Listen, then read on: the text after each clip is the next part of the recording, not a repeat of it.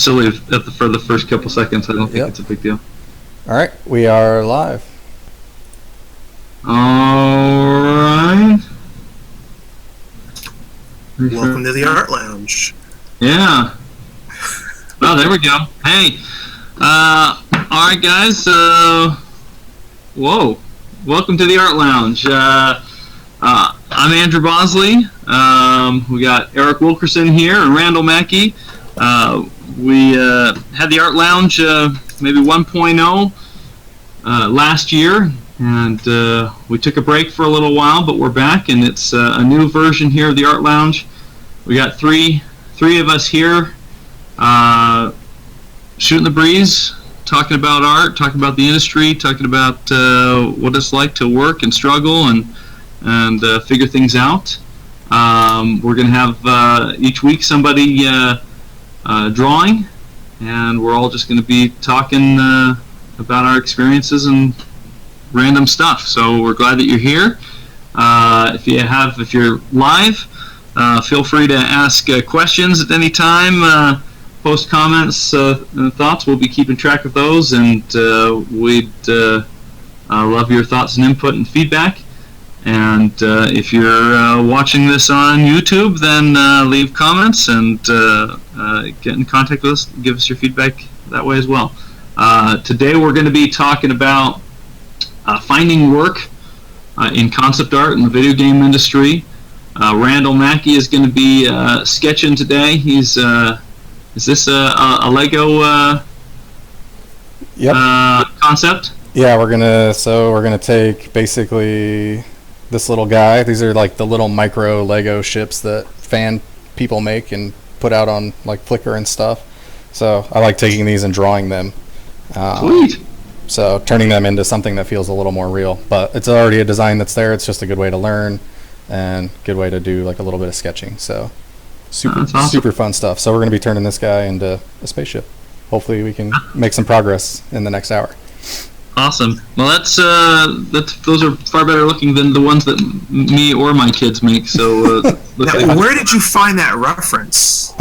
Did you make that? No, I did not. No, there's like a whole community of people that build like spaceships based off of games or like Homeworld and stuff, or build their own. So I have a whole Pinterest saved of like micro Lego spaceships, and there's a whole bunch of people on Flickr and stuff like that that have albums that like this is what they do with their life. They build custom Lego creations. There is a whole community. I can't remember the name of it. It's like adult Lego fans, something like that. But I can't. like brownies. There's something for Legos. So. Yep. Gosh, we haven't talked about bronies in my house in a long time, but we were, for some reason that was a word going around our house for a good long time, maybe a year ago. That's awesome. So real quick, I was thinking, why don't we, since this is our first broadcast, why don't we just do a quick introduction for each of us, just a short intro to our background and what's going on, and then we'll jump into the main question. Eric, would you want to start? Yeah, hi. My name is Eric Wilkerson. Sci-fi fantasy illustrator and concept artist. I've done work for various TV productions, theater productions, book covers, trading cards. So my career is kind of an eclectic mix of whatever's going to pay the most and be enjoyable or kind of tolerable. but yeah, that's me. So awesome. Randall? Yeah, so I am kind of same thing, an eclectic mix. I've mostly worked in games. I have done some illustration. I've done some illustration for games. Done concept art for some really cool companies and really cool projects, and I was full-time at High Res for about a year and a half, and am now back to freelancing. So back out in the wild seas as a pirate, trying to do things my way and work for cool clients and keep the variety up and keep things fresh. Awesome. For myself, I've spent most of my time in the video game industry. I did not intend to go into the video games. I was finishing school when it was still fairly new. As far as concept art being a big deal, there weren't my school didn't have an entertainment design major or anything like that, and so my intention was to go into feature film, but found myself into games, and I've loved it. It's been great. But I also do a lot of illustration work, freelance illustration work, and fantasy, random stuff, just like you guys. Whatever pays the bills, and I left working in a studio about 3 years ago, and I am currently freelancing full time. I think we're all just freelancing full time, and yeah, that's awesome. Yep, here we are. Here we go. So, so getting work in the video games, Randall, I think you're the only one of us here who actually has hired people for video, doing concept art and stuff. I think you might give us some unique thoughts on that, but we should talk about from the perspective of the art director hiring or the producer hiring and the person who's trying to find a job. But what are some of your thoughts as as you were getting into this industry? What were the struggles and hurdles you went through? Well, I think the most important thing is knowing people, right? Like, and that just takes time, but you have to be out there and putting yourself out there to meet people. And I think, like meeting you, like, so here's, I think this is a good story to tell from the start is, so I met Andrew originally maybe 4 or 5 years ago at a local North Carolina like game convention thing. It was like a little, was it like at a school or something? It was like a little game fair. And yeah, you were working at Red Storm at the time, and I just got out of the Army and was trying to find out what to do and how to do it. And you gave me a lot of pointers, a lot of information, and helped me out a lot, as did a lot of people. But I think that was the most important thing, is I just kind of got out there. I was at as many things as I could be at, and trying to meet people and talk to them and politely imposing myself, I guess, going to GDC. And I think, all of that stuff just, it pays off huge, is knowing people. And then, from the other perspective, when we were early working on Paladins at High Res, and we needed some outsource art help, it was easy for me to come to Andrew and say, hey man, we need some help. And it's a person that I knew, and a person that,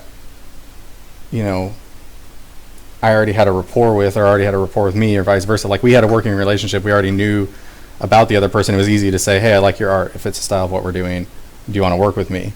Versus just trying to scour ArtStation or putting the thing out there and having random people send in work and then trying to pick someone out of that. It was a very easy process. So I think the knowing someone can't be understated. I'm curious. Oh, sorry. Oh, go ahead. No, go ahead. Well, I'm curious. You mentioned like scouring ArtStation, and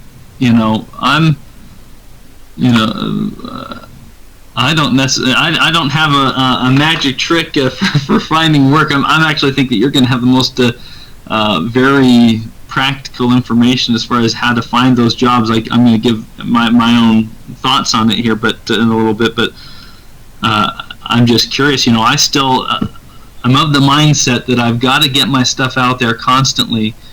When you were looking for people, I was very grateful that I got a chance to work with you on Paladins. But you were clearly looking for other people as well. And did you find them? Were all of them through networking, or did you find people actually through scouring ArtStation or people's websites, or different things like that? Or were they all networking contact? When we were looking for the artists to work on the card art for Paladins, we wanted to have a huge handful of people that we could produce a massive volume of work in a short amount of time, and we had hundreds of cards that needed illustrated for the game, and we had deadlines, and so it basically started out where I just put a post out on Facebook and said, "Hey, looking for freelancing artists," and I think almost everyone that ended up working with us was either someone that had responded to me directly on Facebook, or other people obviously shared that post or shared that information. And I think wasn't it you who got you kind of pushed Dave Milan towards us? Is that correct? If I remember correctly. Yeah. So I mean, David is ridiculous. He's just amazingly good artist. But Andrew sent him our way, and then I think that happened with probably 4 or 5 other people, that it was referral, like, oh, hey, they're looking for people, send your stuff, I'm sending my stuff. And so it was friends of friends that kind of sent their stuff as well. But I think pretty much everyone was definitely a direct, directly from that social media contact, that kind of like, I know of a job that's out there, versus I don't think I really did any just looking blindly on ArtStation for people. I mean, there's so much art on there, and there's so much good art on there, and it's good to be on there and good to be seen, of course. But I mean, how do you scour through there? It's way easier for me to make one post on Facebook and find people, and There you go. And then let the people come to you. Like, people want to work, artists want to work. That's why we're all here. So let them find you, I guess. So as the artist, like, you need to be finding the work. You need to be chasing the work down, I think, instead of waiting for it. And I think that if you're out there just putting your stuff on DeviantArt or ArtStation, and why has no one contacted me for work? It's because it's hard. It's hard to be found that way, unless you're super well known. So Randall, can you hear me? Yes. So, as a former art director for what was it called? What was the studio? High Res. Mm-hmm. Yeah, for High Res. Did you have a lot of people like usually contacting you for work through Facebook, or when you weren't posting a request for assignments? Or I think because like I did it for maybe 5 months is all. Like, I was really just art directing the outsource of the cards, and then a little bit with Andrew with some of the concept stuff. And I think, I definitely had people reach out, but I think at that point I was full, so I definitely turned some people down that were kind of late to the show. I think there was one artist that sent me their stuff like after we'd already been doing cards for a couple of months, and was like, hey, someone had mentioned that I didn't know if you still needed people, and they were awesome, so I added them on board. But yeah, I probably had 10 or 15 more people send me stuff that at that point. But yeah, I did still have people contacting me. I think the word was still kind of out there. Like, they would talk to people that were doing the work, and because the reason I asked is because there's some people think that reaching out through social media might not be the most professional way to get in touch with a potential client. But I've found that it's sometimes really easy, and you almost instantly whether they've seen your message, and sometimes they'll respond, sometimes they don't. But it's just a really quick way to say, hey, my name is, here's what I do, if you have any interest. But I know some people don't. Some art directors frown upon that, but sometimes there's really no other way outside of like LinkedIn to find the names of potential clients, or the art directors, or the outsourcing managers. So that's why I asked you, like, do you... Yeah, I think it's, again, it's like a personal preference thing. Like, again,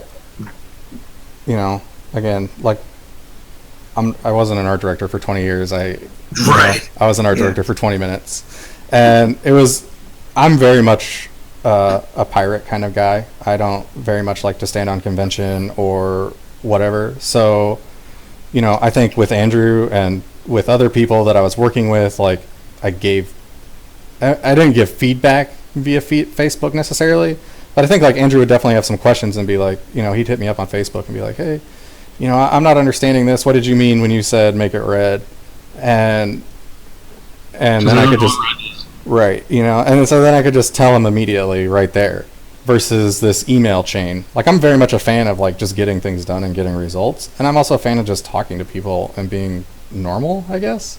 So I'm sure there's art directors out there that stand on convention, and especially when you start talking about like bigger companies or people that are more busy, like a Facebook message might get lost, it might be forgotten, and an email's in an inbox. So I still think like email is definitely the proper way to contact people. And I don't think anyone really randomly hit me up on Facebook that I didn't know, but definitely people that I kind of did know or was acquainted with, or at least like Facebook friends with, they'd hit me up, and I think that's fine. But it's funny how I've noticed it definitely in other industries, but as well in video games. There isn't, like you're saying. I mean, there are people who have specific ways, art directors or producers, that hire, that they have a certain way that they like to do things, and that's perfectly great. But I've learned over the years that there's a lot of people who share the information about how to do this stuff, and they make it sound like this is a hard and fast rule. Like when I've ever reached out to traditionalize in mainstream type of illustration work, like editorial stuff or children's literature, magazines, publications and things like that. If you talk to the art directors that are in those industries, they say you've got to send postcards out, and you've got to have it. You get everybody's addresses, and the art directors, and you send them out twice a year, and this is how you do it, and this is the type of card you want to do, and all this sort of stuff. And while there are obviously art directors that's their preferred way of doing it, there are nowadays just as many people that would find you on Facebook or on LinkedIn or just finding your blog, and that some people would prefer an email over this. And I'm finding in video games it's the same thing. Like while some people will kind of say, no, this is the way you've got to do it, I don't find it's worth like stressing yourself over going, well, is everybody going to hate me if I send them a note on LinkedIn? Because I've heard one person doesn't like this.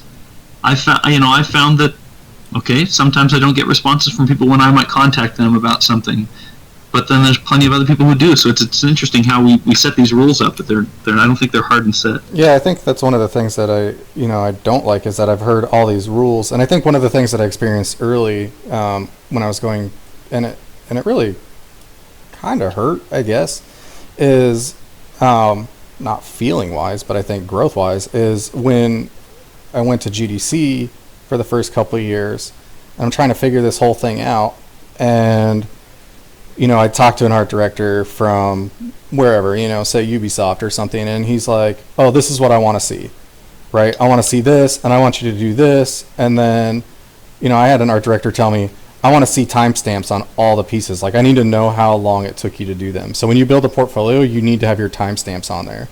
And then I want to see all this polished work. And then you go talk to another guy. I don't care about your polished work. Like, I don't care. This is concept art. Like, you're going to be doing sketches, and I want to see your sketches. I want to see your process. And then I'm like, well, this guy said he wanted to see timestamps. He's like, well, that's dumb. I don't want to see that. But what I do want to see, and it's like, so then I go home after talking to 20 different art directors for 20 different things that gave me 20 absolutes of what I need to do. I was lost, right? Like, I was completely confused. Like, what do I do? Like, how do I make everyone happy? And I think it goes back to a lot of people, there's two schools of thought that are like, do one portfolio and do one thing, like be the master of a thing, be the master of spaceships, be the master of environments, be the master of character work, be the master of animals. And I think it's good to like figure out what you're good at and embrace it and run with it. But then there's a whole other school of thought that's like, be a jack of all trades, and that way you can take any job and you can be flexible. And I think both have validity, but again, it's like, well, what one do I do? Right? How do I choose?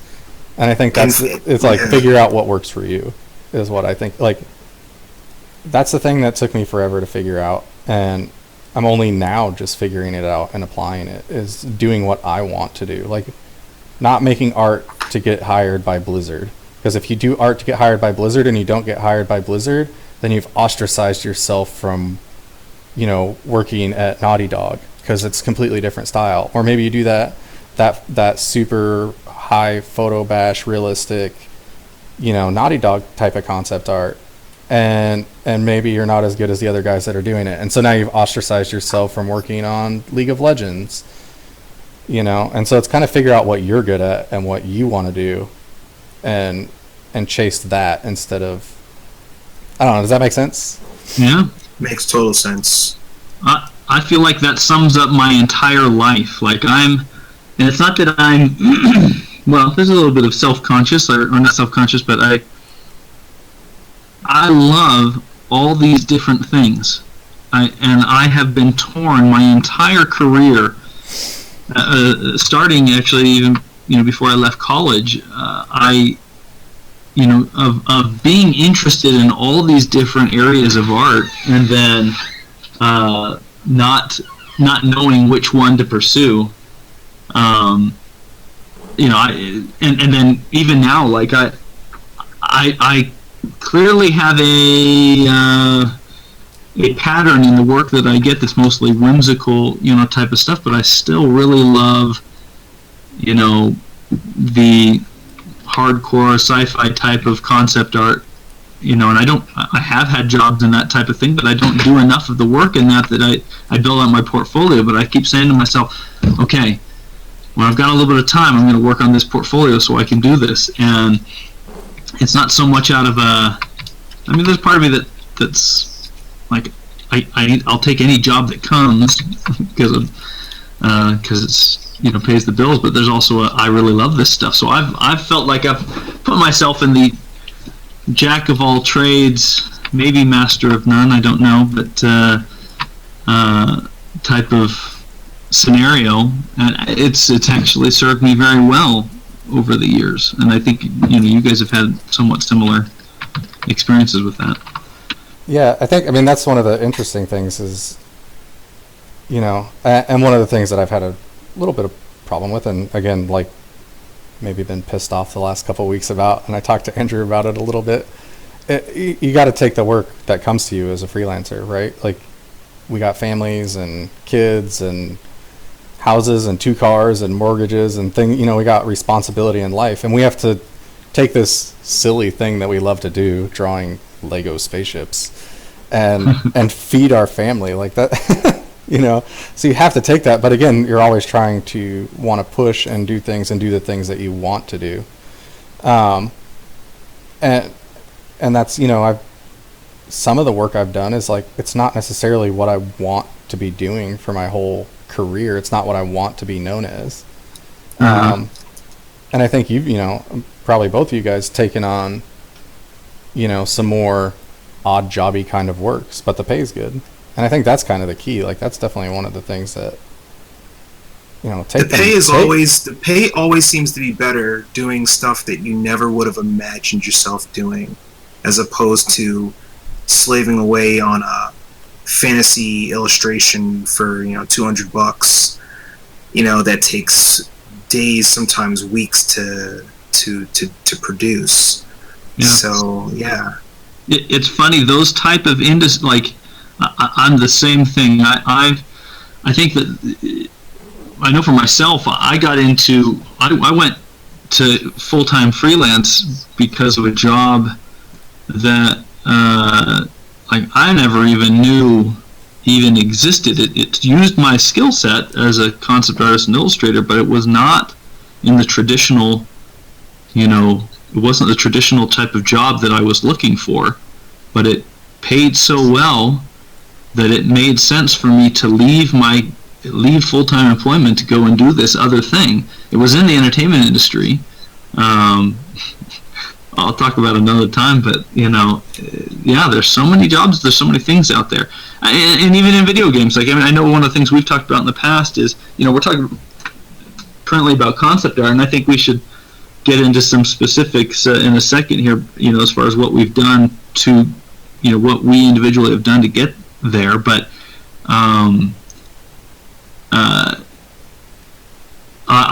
It's I think it's interesting that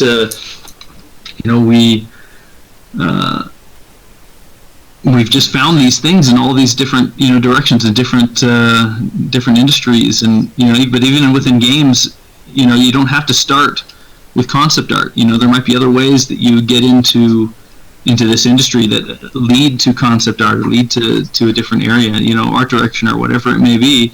And it doesn't have to start with, all right, I've got this stellar portfolio that nobody could ever compete with, and so I'm going to get all the jobs in concept art. It might be that you're still working on your portfolio, but you're strong enough in this aspect of things that you could work for a smaller company, or you could work with a bigger company, but on a smaller type of assignment that might be slightly more mundane, but it pays, and sometimes I think we pigeonhole ourselves into going, I've got to get this type of job, and I'm not going to do anything else other than this, or well, I know there's some 3D modelers that start off doing just 3D modeling and characters or environments, and then can go back and forth to concept art. But they were initially hired just to do modeling. And I have a few friends that started off like that, but now they're doing concept art. But they'll either start off their concept sketch of that environment or whatever by doing a 3D block model, or working it all out compositionally, and then doing a lot of paint overs and stuff. But I mean, it goes back and forth. I was always told if you wanted to work in video games, that you just couldn't draw well. You had to know 3D. You had to know 3D. It was 16 years ago. You had to know 3ds Max. Then it was Maya. Then it was. So now it's like you have to be a master of ZBrush or Modo or whatever the current programs are, and you've got to be able to draw amazingly well. So I don't know. You got to pick one. I mean, I think, and it goes back to the ultimatum thing I was talking about. So, I mean, they're like, okay, so Shadi Safadi is like super amazing and does the 1 pixel brush, and I super love Shadi and like love what those guys do, and the photo reel and the approach they take and the cut corners and the cheating is okay, it's how you win kind of approach is absolutely correct. But if you just watch Shadi, right, like nothing against Shadi, but if you just watch him, then you might think like, oh, that is like what concept art in the industry is. And that is true for a sector of the industry. Again, like if you're going to work on the Call of Duties, the Naughty Dog games, the more realistic, they're going for a film look, and so the concept art is going the film direction, which is the photo bash. Like, it's got to look real. This is what it's going to look like in the end. Like, and with the current gen of technology, it has to look that good, and so they're doing that. But if you were to just like see that concept art and you think, I have to do that, but maybe that's not what you like. I mean, there's there's whole other things. There's Overwatch and Paladins and some other more stylized cartoony games out there that we're not even talking about mobile yet. And so I think it's easy to get kind of locked in. But yeah, for some of those things that is true. Like if you're going to be doing that side of thing, like I think 3D is very important. I mean, a lot of those guys are doing 3D, and a lot of those guys are using 3D for concepting, building a model and painting over it, building, I mean, I do it sometimes. Like sometimes I'll do it even with these ships. Like I'll build a quick SketchUp, and that's not even, close to the level of what some of these dudes are doing in 3D. But again, it's like, I don't think it's necessary to get work. maybe it's necessary for a certain type of work, or maybe it will help you. But yeah, I mean, heck, I've had work. Andrew's had work. We're not building everything we draw in 3D or building what we draw in 3D later. So yeah, I think it's not to say that who knows what trends will be like, but I'm pretty confident. The type of I'm working on. I've worked on quite a few projects in the last little bit where it's really all it is just straight up sketching. I touched a 3D model for a concept because I wanted to, but not because they asked me to. It ended up being part of my process because it was fast, and it was just a nice way of doing something, but it wasn't required of them. I've done some mobile stuff recently that it really was just sketching cool characters, and there was never once was 3D touched. And I think there will always be those type of things. It's I don't know. I hope that's the case. But even at the same time, I feel like, okay, I get under the pressure to, like, I've got to learn all this software. I've got a Mac, and I haven't done it yet, but as soon as I'm going to be on the screen sketching, I'm going to have to get my Windows ported out so I have the software available on, and I'm really excited because now that I've got Windows able to run on my Mac, well, now I can run World Machine, which a couple months ago I thought, if I don't know this, my career's going to end. And I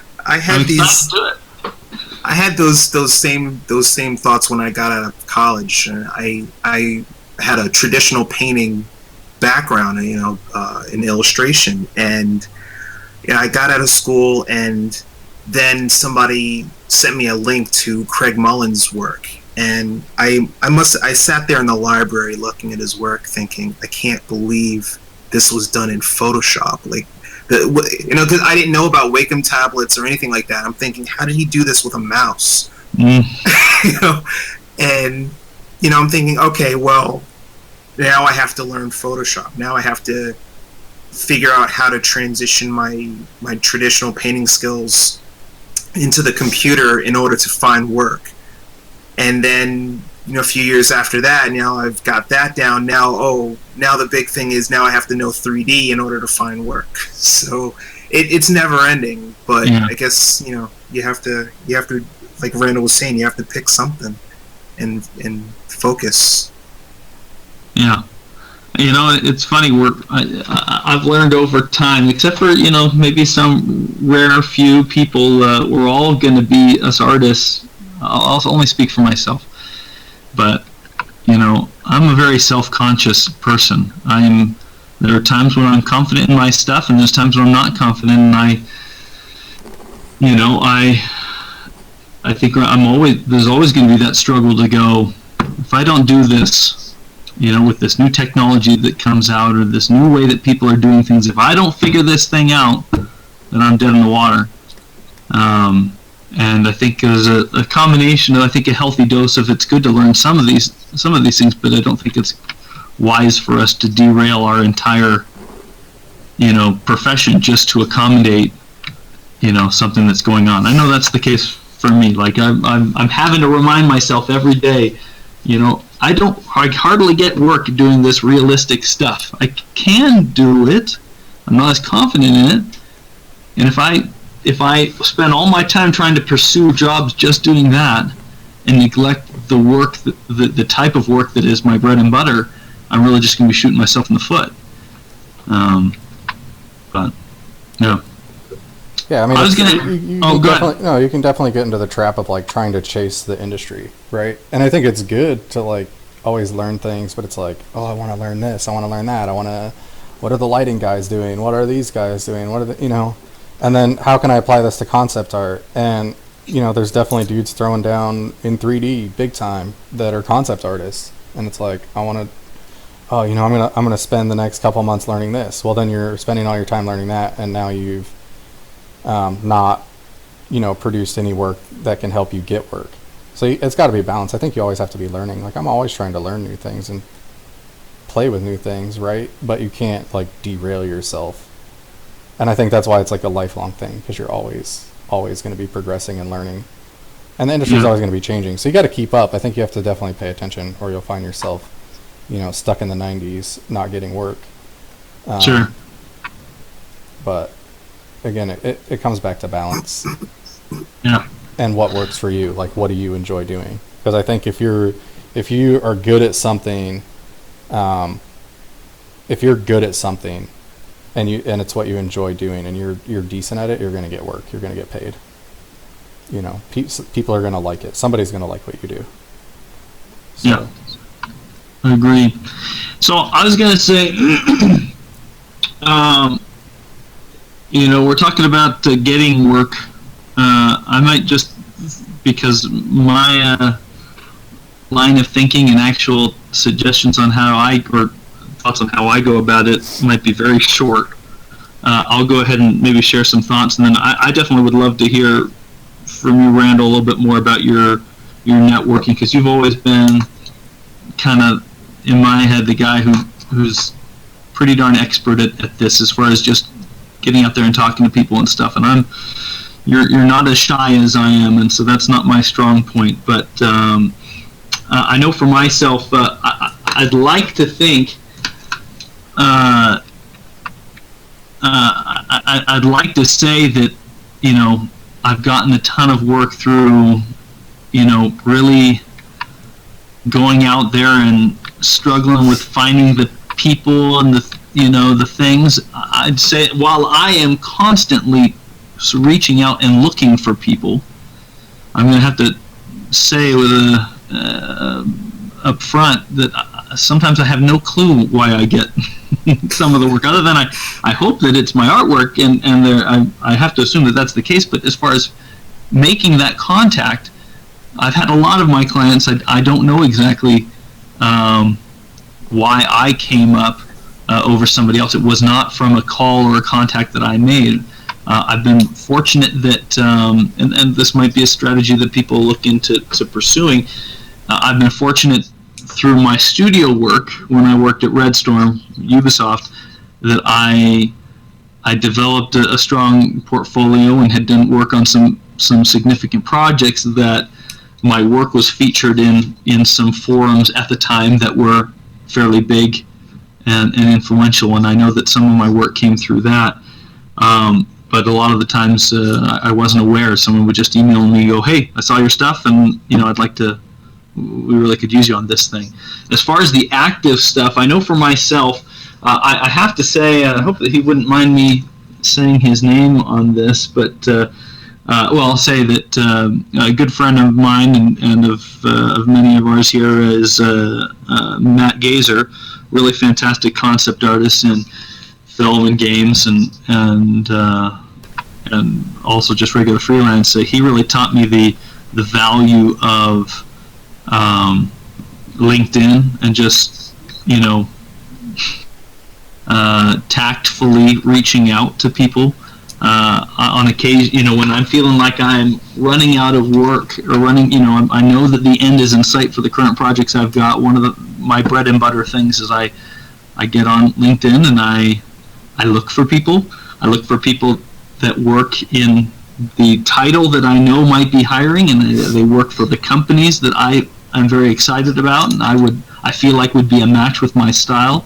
I send them a request to connect, and some will respond and accept the invitation. And as soon as they do, I just send them a little note and say, "Hey, thanks for connecting." Sometimes I don't. I just leave it at that and just go, "Hey, I appreciate you reaching out and accepting the invitation." And then sometimes I'll say a note. I'll say, "Hey, if you're ever in need of concept art, or if it's somebody or a company or a game that they're working on that I have a large passion for, I might strike up a conversation about something a little bit more in depth." And I've had plenty of opportunities come through that avenue. Doesn't happen all the time, and I might spend a day and I'll reach out to 20 different people and send an invitation, and I might not get any response back from anybody. But then other times I get very nice, awesome conversations from people. So that's one of the ways that I go about finding work. I have also gone to conventions and different things, and that has brought work for me as well. But I think getting your name out there and trying to, social media is a huge part of it, I know for me, but also being involved in things that that are a big part of the game industry, and where other game professionals are at. If you're submitting artwork on websites and forums and Facebook pages where a lot of these people go, then you're going to make friends and get introduced to people through that. But like I said, I as far as getting the work, because mine is so varied, it's hard to pinpoint and say that this is the way that I've done it. I will say, while I'm not very good at going out and introducing myself to lots of different people at conventions and stuff, I'd like to think that being not a jerk has probably been the number one thing I've worked That's So that's important. so. I was just giving a lecture at a convention just like 2 weeks ago, and I said that to a bunch of people. Like, if you want to get work, don't be a jerk and be really, really good at what you do. Yeah. it'd be good to work with. Yeah. So I think that's something that I want to definitely hit on, is working, like how to keep work, right? Yeah. I guess. Sorry, maybe I'm derailing it a little, but we were talking about like with the paladins and stuff. Uh huh. Like, just like there was people that we used, but then there was some people that we didn't like keep using, right? Uh-huh. And I think that's one of the things too, is like, are you going to get that repeat work when the job's over? Are they going to come to you for work again in the future? And that's an important point on this, I think, and I think it's one that people miss. It's like, oh, I got the work, like I'm there. And if you get that rock star attitude, if you get that, oh, I can take my time, or it's not. I'm trying to be tactful here. So yeah, because it's live. It is live, and there's definitely. I guess what I want to say is this: don't put any client lower than another one, right? Like, if you're working for two cool clients, and let's say one is like mobile whatever, we're making a silly Ninja Fruit game, and the other one is Blizzard, right? I mean, yes, you want to treat them like the gut reaction is going to be like, Blizzard is cool, right? And so you want to treat that one better, and it's what you're more passionate about. But at the same token, like, if you're counting on that mobile game to be like long-term income, or if you're hoping to have long-term work with them, if you don't want to work with them, then don't work with them. But if you're hoping on that, but you don't put all the energy into it, if you're like, oh, they're not as cool, so they don't care as much, I guess that's what I'm trying to say. If you think that they don't care as much about their product as somebody else, that's not a good attitude to have, and it can end up with you not continuing to work for that place. Well, from an illustration standpoint, you want to put your best effort in to any client's work, regardless of what they pay, as well, because you never know who's going to see that work and who's going to want you next.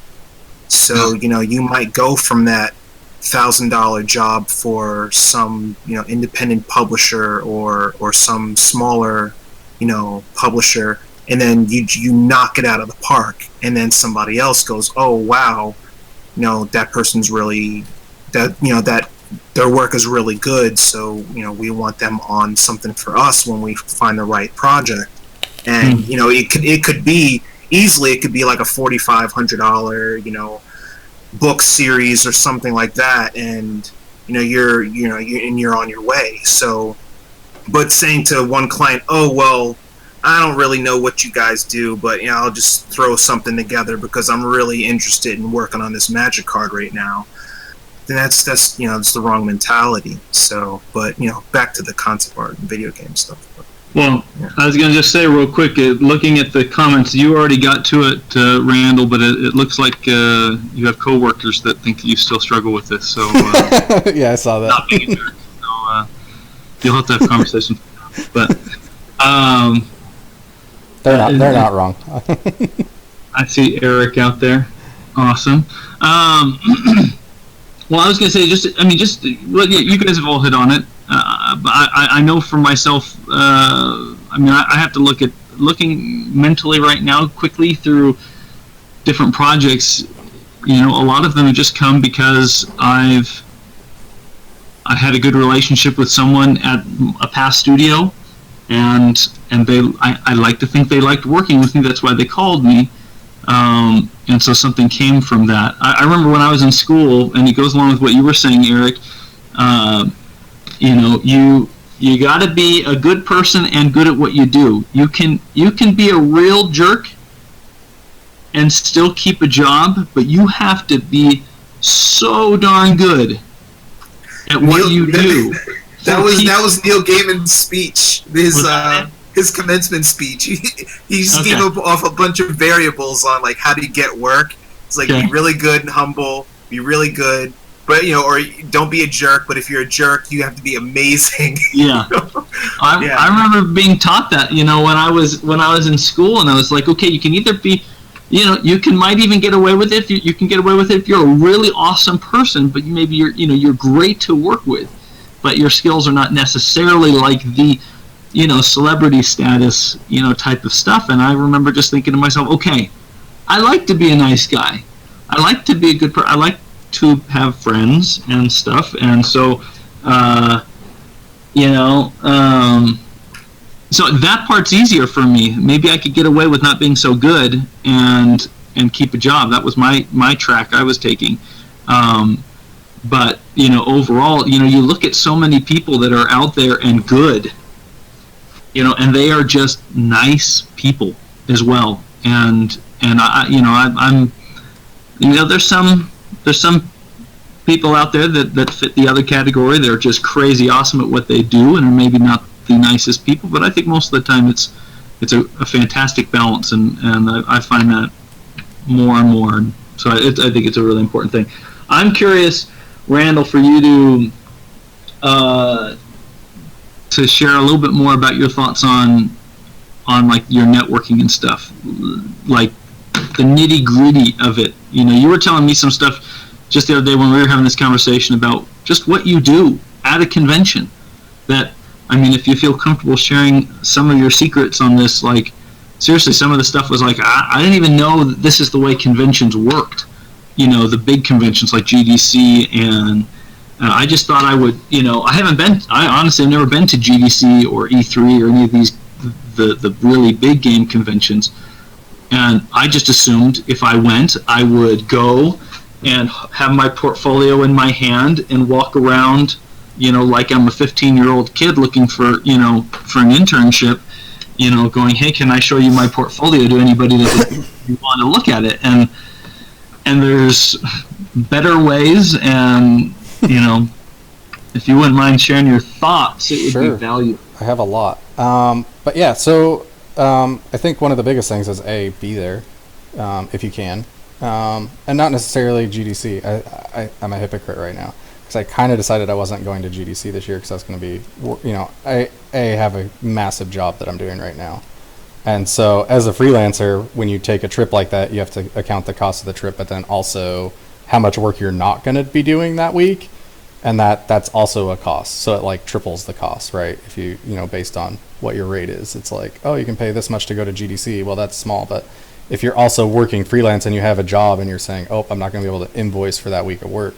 So, but I'm actually kind of now, this week I've been revisiting the subject with the wife and saying, maybe I should go. But all right, maybe, well, you do so, then I get to come hang out and be just tag along with you. Okay. And look cool. That's all you need to do is just like that's so when I was going through through Special Forces training. That was all the instructors were like, all right, what's the first rule of Special Forces? And like all these, like all these dudes are like, oh, professionalism, or tactfulness, or tactical whatever awareness, or all these, and it's like, now look cool. Like if you're gonna be all jacked up and you're gonna be lost in the woods and you're whatever, you better have your sunglasses on your head and your hands in your pocket. Like you got to look cool. So wow, I didn't know that. So yeah, just come look cool. But honestly, okay, so I say that, and I say that jokingly, but I think it's partially true. So one of the things, and again, wherever you go, you can, GDC has been really awesome for me personally because I've had connections there. A lot of the work I've got, my EA work, Riot, my job at High Res, a lot of that stuff came directly from GDC, but not directly from the career floor at GDC. I have not gotten work from actually going to the career floor, standing at the booth, standing in line, like every other student in the world. And they do have, a lot of the booths have a student line and a professional line. But even still, like, standing in that professional line is still a line, and you're still waiting, and you're still going up to an art director, and maybe it's the overall guy instead of just like, it's probably the guy you want to talk to, but still, I haven't got work that way. And I think what happens is those guys stand there, they're tired, they're on their feet, they're exhausted, they're worn out. And I don't know from like the more fantasy focused cons, which is again another discussion for another day, but I feel like those art directors experience the same thing. Like they're worn out, their voice hurts, all the art starts looking the same, right? You don't remember who you looked at, you don't remember who had what portfolio, and you're just kind of like, okay, cool. Like you're just giving feedback at that point. You're not actually like hiring somebody. And so it's cool if you want feedback, and it's a great way to get feedback. Again, like we talked about earlier, as long as you filter that feedback out. If you take everything they say and it's like, I end up going and talking to 20 art directors and I get 20 pieces of gospel truth feedback, but they're all conflicting with each other. Like, what do I do? Like, how do I sort through this when I get home? So what I've done, and kind of what I was telling you, Andrew, is, and it's kind of what I did, I guess, when I met you here, is just go talk to people. But I find people when they're walking around, like at GDC, like on the escalator or on the stairs. And so you kind of be a little bit of a stalker and a little bit of a creeper and just like hang out. Like I would just kind of move locations and you kind of just hang out, and then you're like, or outside, like, people come out there and they smoke, and you're just like hanging out outside, and then this art director comes out and you're like, oh, hey, oh, you're the art director for whatever company, cool, like, oh, you work at Sony, that's awesome. And then you just start talking to them, and they're like, oh, what do you do? Oh, I'm a concept artist, like I'm looking for work, I'm whatever. Oh, cool, man. And then you just talk to them. You have that conversation like out of that space. That was always my strategy, because if I get in line with everybody else, then I'm just like everybody else, right? And so you got to find a way to be more memorable. They'll remember that conversation outside. And I know this because, like we had talked about Jason Vandenberg, who was the one of the UV art directors in Paris, right? And I met him at GDC, and I engaged him that way in a hallway and talked to him, and then we ended up talking for like 30 minutes, which is way more time than I would have got had he been at the booth in line doing reviews, which he was doing when he was there. And then he remembered that conversation, and so when I go next year and I'm walking and he sees me, he actually comes up and says, hey, he's like, oh, hey man, what's going on? Like, how are you doing? How's it going? Like, let me see your stuff. And so now you're getting engaged because now you're like, you've hit that acquaintance friend level where they remember you. And again, like we talk about going to the after party stuff or the hangout stuff and going to lunch with people, like try to get casually invited. Like, again, it's a hard balance, and it's one of the things that as introverted nerds, it's a struggle. It's very hard to engage people. It's very uncomfortable, right? And it's hard to know that line of like what is okay to, like, what level of imposition is okay. And so it's kind of just sensing like, oh, hey, like, I got invited to a couple lunches with some people because like with Riot guys or whatever else, because I was standing there talking to someone, engaging someone, and then their group would come out and they're like, oh, we're going to lunch. And they'd be like, oh, hey, you want to go with us? And so it's kind of like you put yourself in a place where you're allowing them to invite you along. And so you're not like, it's not a group of executives that you're like, hey, let me go to lunch with you guys, and it's super awkward when they have to tell you no. But that's the other thing, like just hanging out at all the things, and this is one of the things I told you I was talking to you about last week, is not even like having your portfolio out. Like just be standing there, like, you know, everyone's drinking, and whether or not you drink or not, you know, that's, you don't have to, you know, like I'll even just grab a Coke and hang out and stand around. You know, I don't want to be trying to like pitch myself drinking or smelling like booze. So grab a soda, hang out, and, you know, maybe offer to buy them a drink or something if they're there, if you start talking to them. But recognize who the people are. Everyone has name tags at GDC in their titles, so that's super helpful. So you just kind of like name badge watch, and then you're like, oh, this guy's a lead concept artist here, or he's an art director here. I'm going to pick his brain. And you just go over and introduce yourself. But you're at that party, and now you're just a person at the party. You're not, you know, you're not like the student. You're not shoving your portfolio in their face. And like I got work with EA by not even showing my portfolio initially. Wow. You know, they looked at my stuff, of course, later. Like, but, you know, I met the guy at the EA thing, and I just talked to him. And we just chatted. We ended up talking about life, kids. You know, it was a normal conversation. And that's why I hate the term networking. Like, don't go network with people. Go make friends. You know, and making friends can definitely be a hard thing, especially when you're forcing it. And they're going to know if it's forced, too. I think this has been said by a lot of people. So it's hard to find that natural space. But literally just find out. Like, I asked them about them. Like, I want to know. I generally like knowing about people. So maybe that helps. But I like to understand what they're thinking and what they're all about and what they're doing. Like, I want to know what their job is, because maybe that'll be my job in 5 years or 10 years. So, oh, that's cool. What are you working on? What is that like? What do you do? Cool. And then you just talk to them, and now you've made a memorable connection with someone, and they're going to remember you, and they're going to add you on LinkedIn, or you add them, or they'll at least accept your invitation on LinkedIn. And who knows, you know, like with EA, I didn't get an email from that guy. I talked to him one time at the thing, and then didn't, you know, gave him my card. It's like, yeah, we might need some work on SimCity, and okay, cool. Like, you know, and the interesting thing is my uncle was the lead designer of that game. And so I thought that, you know, he definitely introduced me to this guy, right? My uncle introduced me to this guy at the party, and I talked to him, and then my uncle walked away, and I talked to the guy. And then, you know, I get this call, and he's like, hey, we want to work with you. And I tell my uncle, I'm like, thanks. He's like, for what? Like, he had no idea that they even reached back out. So he just, like, he made the initial introduction.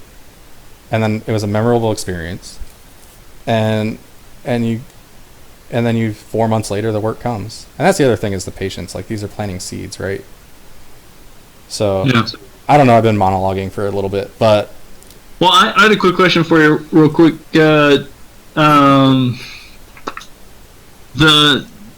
Those after party things, like what's the how do those things even work? Do you need to be invited to those things? Do they cost money? That sounded like one of the things I loved when we were talking last was, you know, that I never knew this, but, you know, some of these after parties, they're organized.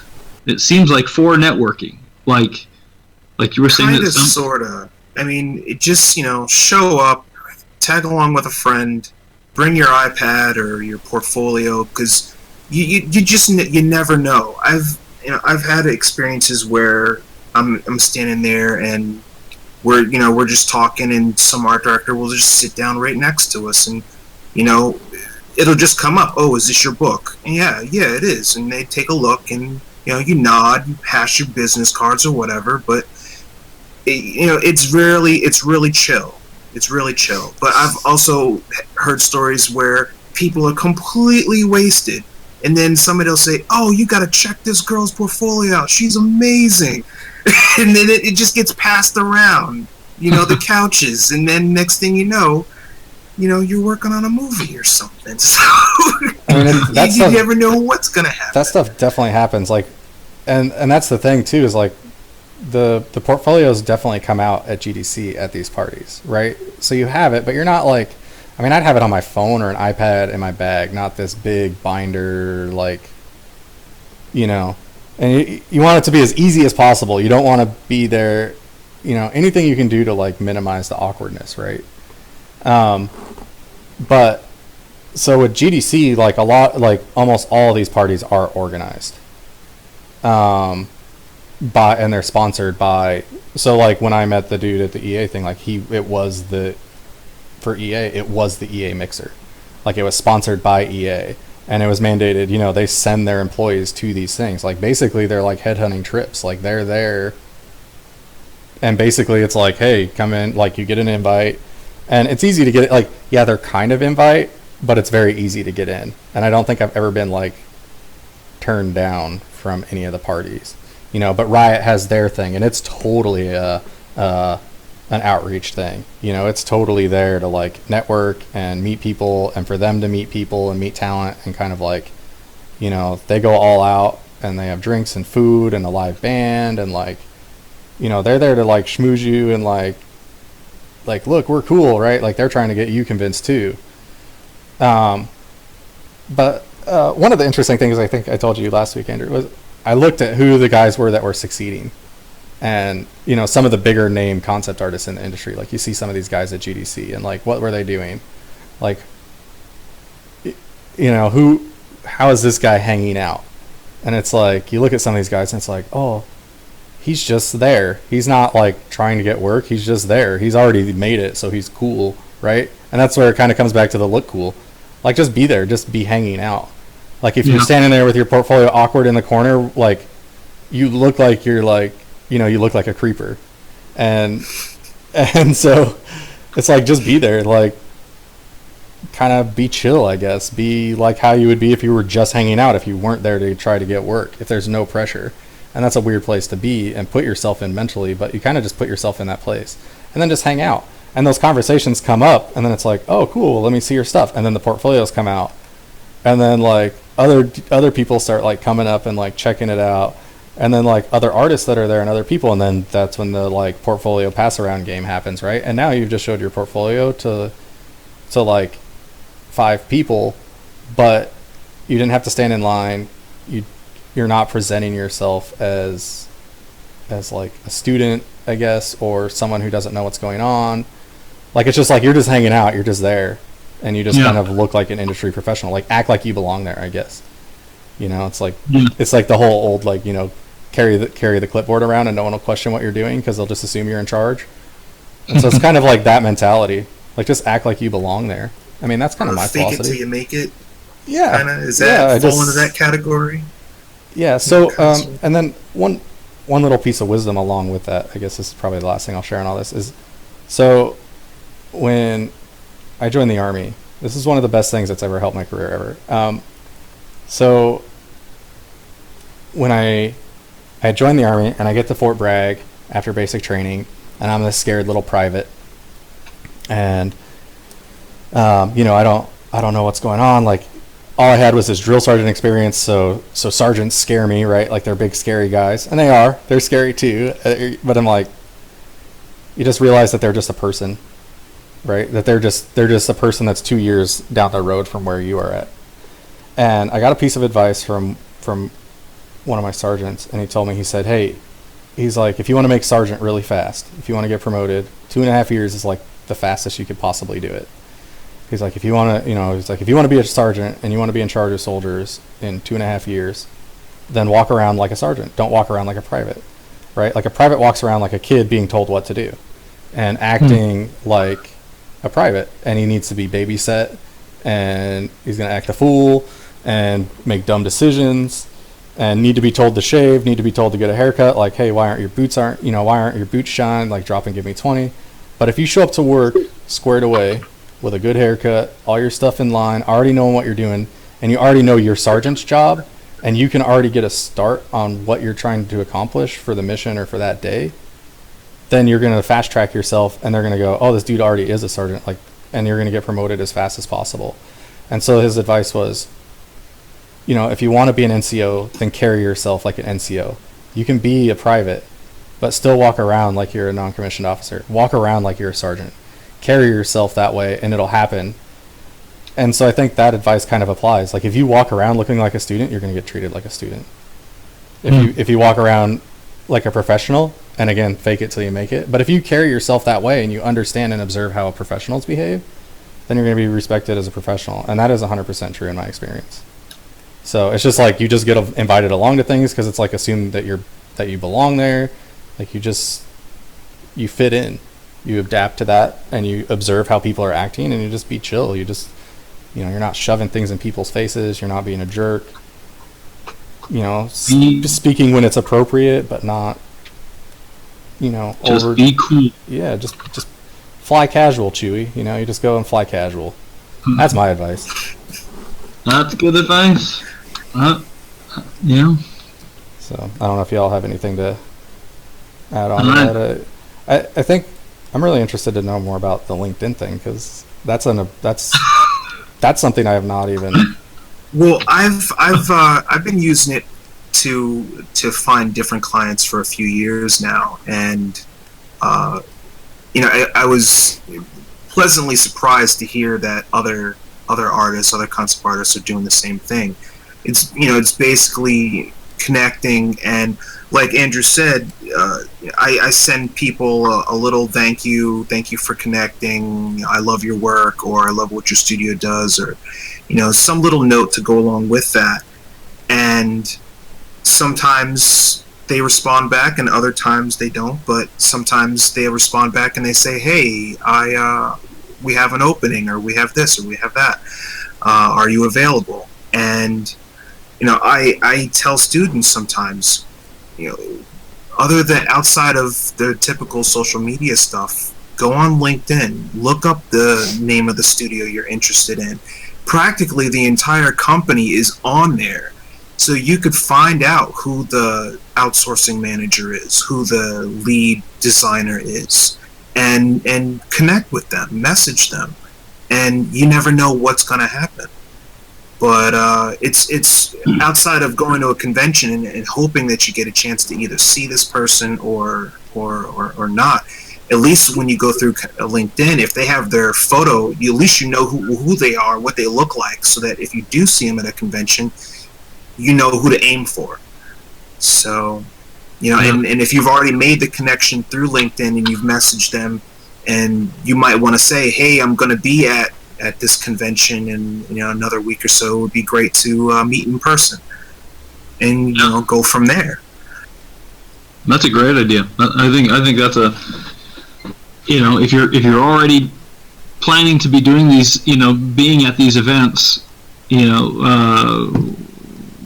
there is no harm in going, hey, I like the stuff that you're doing. Are you going to be at this thing?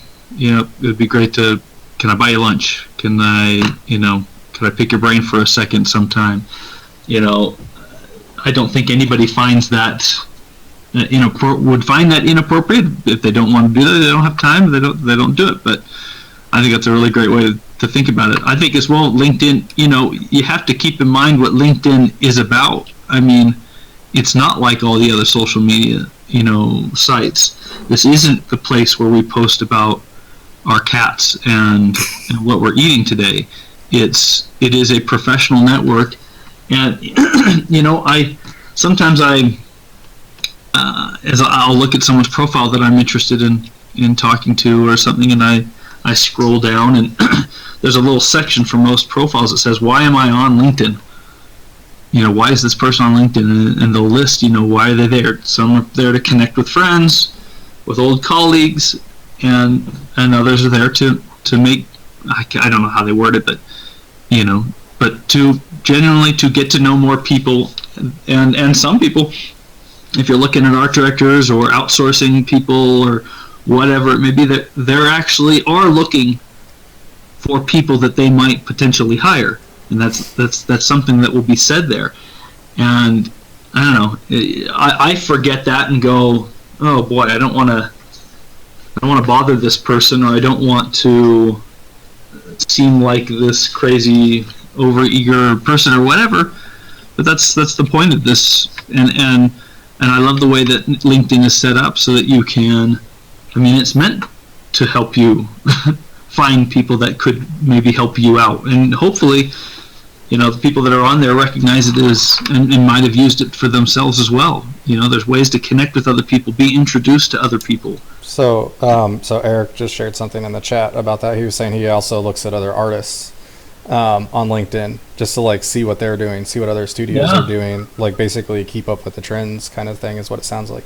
Keep up with your competition. I mean, that's a really good thought too. Like, and that's something we haven't addressed is look at what other artists are doing, right? In your field, look at other artists. Like, hey, again, let's go back and say, hey, I want to work at Bungie, right? Okay, cool. Like Destiny's really cool. What are those dudes doing? Like, what are they posting about on LinkedIn? What kind of work are they doing? And I think a lot of people are starting to share a lot more on LinkedIn that I've seen. But yeah, I mean, or, you can do that on other social media or on the art sites too, but kind of see like, it's easy to look at a company and find that company that you like, right? Like, this company does a thing that I like, and then go on there and you can kind of like punch in that company, and that's a good way to find those people. And then you can either find their portfolios or find their art station or find what they're doing, and kind of keep up with what the company's doing. So that's a pretty interesting thought too, and something good to think about. So I think they're probably not necessarily going to give you the work, but that intel is good. It's funny, because going along with what you were talking about, and Eric Rice, I completely agree with you. I think you were talking about you don't go to these conventions, you play it cool, and all of us would love to just meet. That's why we're here doing this right now. We love to chat about what we do and love to share thoughts and share, ideas. And we're creative people that like to collaborate. And so meeting people and talking to people doesn't have to be this awkward thing when you're talking about like at conventions in particular. That's the part where for me, I feel like I'm in default, I'm awkward. But it's not, when I'm on... when I'm on LinkedIn and I'm looking at people, when I find an artist that I just think is awesome, I want to connect with that person, not because I think that they're going to give me a job, but because I think they're great. And I always send that person a note and go, your stuff is fantastic, really awesome. I'm not, and that's it. And as a byproduct of just being a nice person and a person who's interested in what other people are doing and complimentary, it is possible that could turn into something in the future that hopefully isn't our only motivation, but how awesome it is to just make friends with people that are great artists and be able to have conversations with those people. So you can do it through LinkedIn as well. So I think that's great. So I think that's one of the other points that I really want to make sure that I hit on this note is, cons, LinkedIn, we were talking about the Facebook messaging, whatever. Again, you're going to run into people that don't like certain things that, might not be the appropriate way to contact them. And,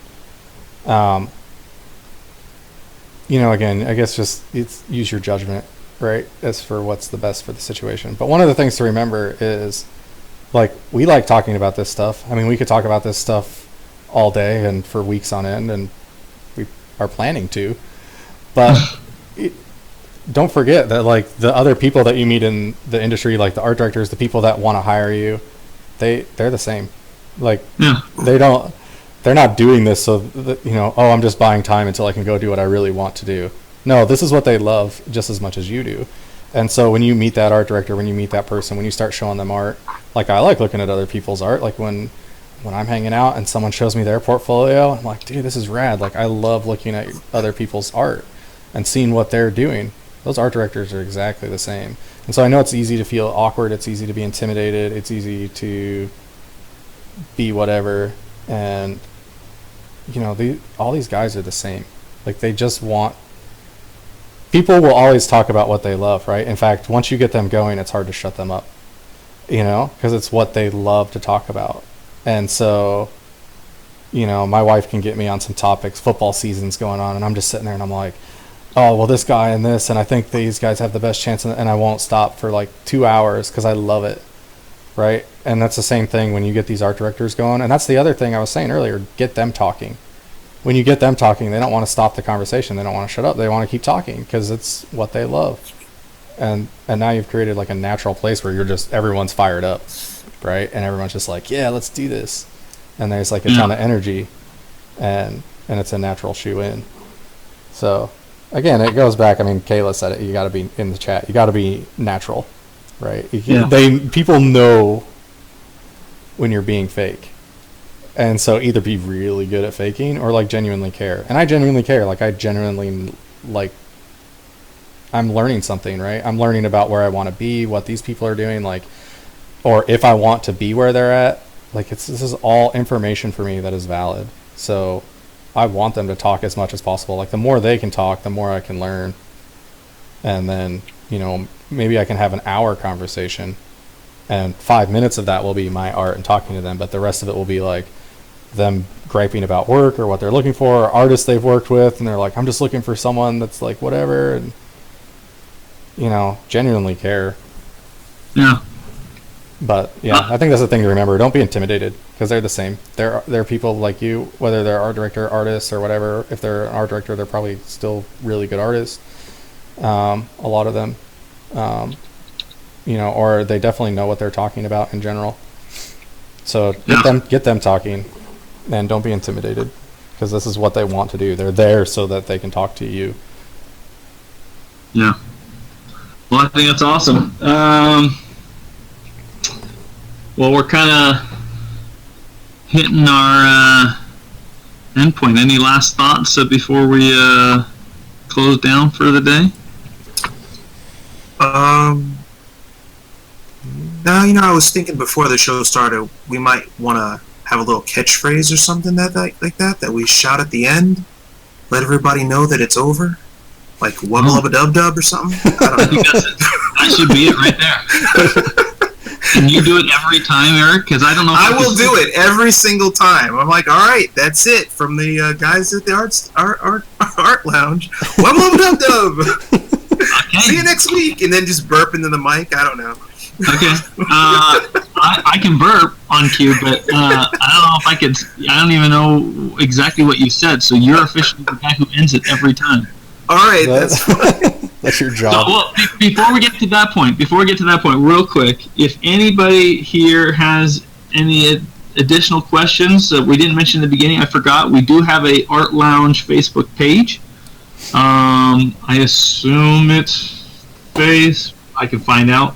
There is a link. There's like a link in the comments and link in the section below the screen as well. But if anybody has any questions for us or about about the topic, then you can post it in the comments section and for the YouTube, oh yeah, that's right. It's facebook.com/Art Lounge Show. There we go. For the people that maybe watch this later, hopefully on YouTube when we get famous. Yeah. Oh, amazing. I just want to get to the point where like Wacom is sending us stuff to test out. That's it. Like that's as far as I want to go. There we go. Okay. We got all our bios below. We got websites. We're going to be on YouTube, putting all these up on YouTube as archiving them there. So past broadcasts. So if you miss one, I think initially we're going to be doing these weekly for the next couple weeks, and then after that we're going to switch over, and I think we're going to be doing a bi-weekly is what we've discussed for now, and see how it all works out. We're going to rotate who's drawing. So I drew the short straw this week and drew this unfinished terrible Lego spaceship for all your enjoyment. Awesome. Thanks, dude. Awesome. So someone will draw the short straw next week and be drawing. It won't be me. But yeah, I think Okay. I think that about covers. I mean, I'm sure we'll cover other topics as we discuss other things we have planned to talk about down the road. About, we'll definitely be covering more ground about how to get work in all these places and keep work. And yeah, I think next week we're planning to talk about fantasy illustration, getting work in fantasy illustration. Yes. Yeah. I think that's what we're doing next week, and I'm sure it'll. So Eric will be able to talk more, and I'll be able to be more quiet. So well, you guys will enjoy that show. There you go. Well, awesome. Thanks everybody for coming. We'll have this on YouTube shortly. And Eric, Close this for us. All right. Thank you for joining the Art Lounge. Come back again. Wub wub dub dub.